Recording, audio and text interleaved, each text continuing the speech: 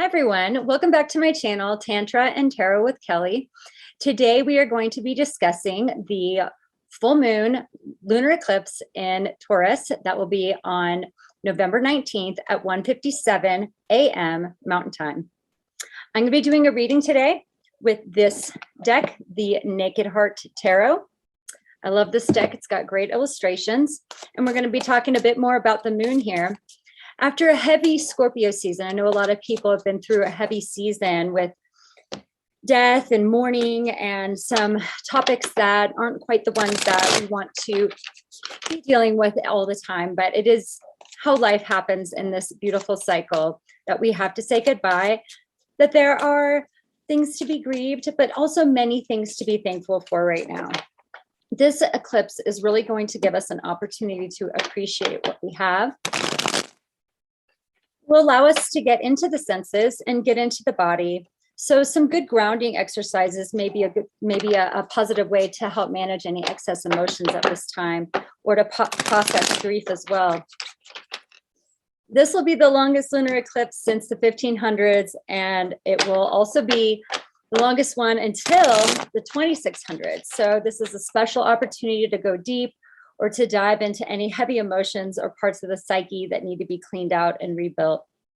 I'm shuffling right now in the bottom of the deck. When I was done shuffling, we have the Six of Cups. So I just cut the deck there. We will see if that comes back around.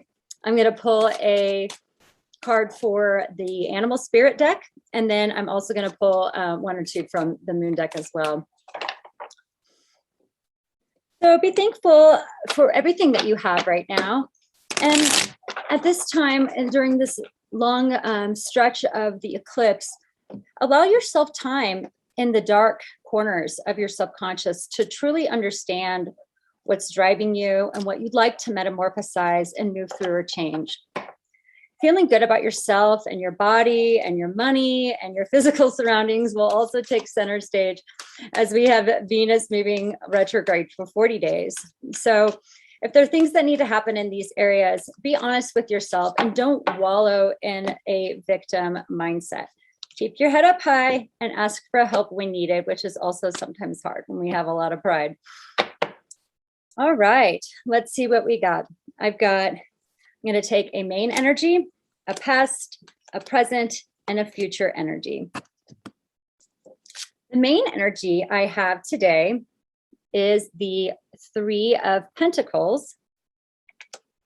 The past energy I have is the Judgment card. Not beautiful. The present energy I have today is the Three of Swords. Ooh. And the future energy I have is the Innocence of Swords, which is the Page of Swords. And the moon cards I have is a win-win, is outcome in the forecast, full moon in Libra, and bring love into the situation, new moon in Aquarius. The two animal cards I have, or spirit cards as well, I have the Golden Egg, which is the heart chakra card, as well as the Oyster card. So how do I think all of this relates to this big eclipse energy we have going on right now? So with Judgment being in the past, there's been a lot that has come back to the surface to be renegotiated or to be determined as to whether or not it's something you want in your life. You've judged, you've determined, okay, there are things that I need and there are things that I don't. And there's parts of myself that I want to keep, or relationships I want to keep, and there's some that I may not. This time is a big time of endings and new beginnings, so we have to determine what's going to be most important for us based on our good judgment. This is also a card of Scorpio, and the sun is in Scorpio still right now, moving through at that 27-degree mark, opposing the moon in Taurus. So this card is going to be really important. We see the butterfly. There's a transformation happening on the inside. It's deep, it's profound. And so give yourself extra time just in those emotions. There's no rush to move through any specific emotion. There's no blueprint for how you have to deal with emotions. It's just that you want to find a peace within yourself. And sometimes that means that we need to work as a team. So we have these ants here carrying these pentacles. And at this time, being with others that have your same mindset and that want to be your partners in this game of life that we're playing, and this time that we're in, it does take teamwork to grow and to change and to shift. And feeling good about yourself and feeling good about your body and your money, all of those things sometimes take a team. So if you are not 100% on what you want to do with, say, your finances at this time, it would be a great time to call up someone that does that professionally, and they can be somebody to help you move into the space that you want to be in. Same thing with family or projects. There may be projects on your plate right now, and you just want to tackle it with one extra person instead of just on your own. So I think compromise and teamwork and coming together to do something positive is going to be very essential right now. The Three of Swords speaks of some of those losses that we've had. The Three Swords in the heart can represent you and two other people. So a lot of people may have found that their ideal relationships, the things that they've really wanted to have close to them, may be changing at this time. And there are people who maybe are in a healing mode if they've gone through a trauma recently, or things aren't exactly how they want them to be, or we're ruminating about past hurts that we've had with family or with friends, and we want to change that within ourselves to not feel as much pain. And so to delve into the pain and to find the seed of what caused that and to forgive is going to be very essential to move through those emotions and those feelings right now. And forgive yourself if there's something that you've caused others as far as pain, because we're only human after all. And it is the season to be grateful and thankful regardless. And remember that if you don't feel like you have what you want for yourself, there's always going to be somebody that wishes that they had what you want. They have what you have. So keep that in mind. And if it's time to mourn, then do so gracefully. And if it's time to get together with people and to move with the energy, then that could be the next best thing. This is the Page of Swords, and the Page of Swords is some truth coming out. It's could be a little bit of a little mini spy, or trying to discover some information, a sense of curiosity. We've got this cat here. The curiosity killed the cat comes to mind. So if you're curious about something, don't go too far as to break down anyone else's boundaries to get information. But if your curious nature comes about and there are things you want to learn and things you want to find out, then truthful conversations are always the best way to do that. And what else do we have here? So we've got these two spirit cards, and I really like that this one came out, especially with this pain that's being held here. The golden egg is the heart chakra. And when your heart chakra has something to tell you, there is an unstruck sound deep within.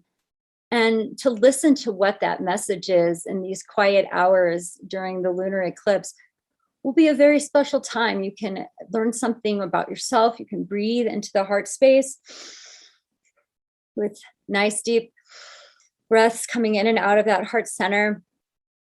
And just know that you are here for a reason, and that if there are things that you need to move through, that everything happens for a purpose, and that greater purpose we may not know right now, but it will make itself clear in the future.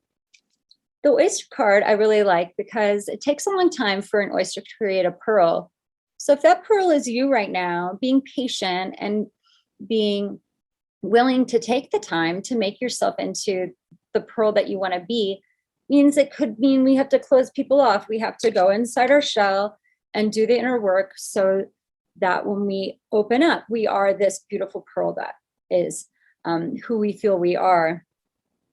The moon cards I have for this time are bring love into this situation, new moon in Aquarius.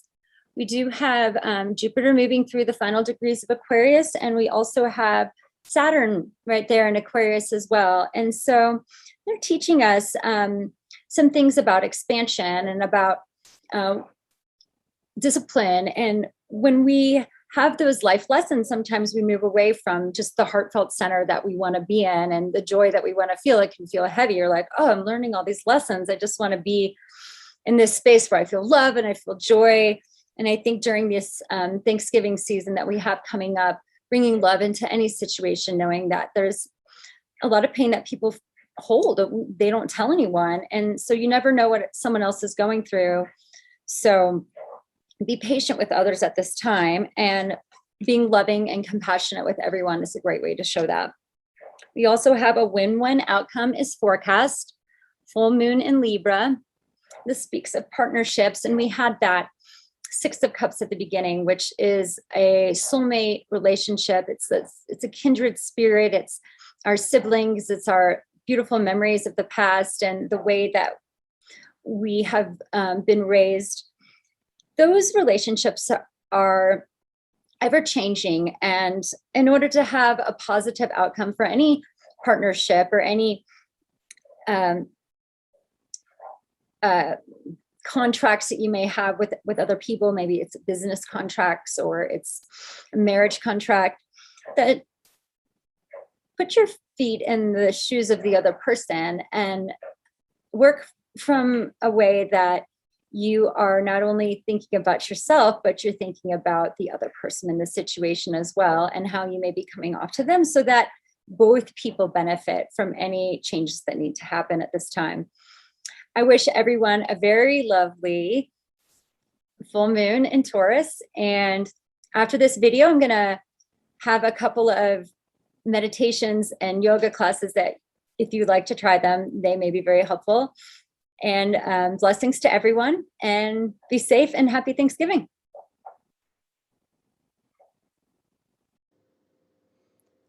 Please subscribe to my channel for more Tantra and Tarot.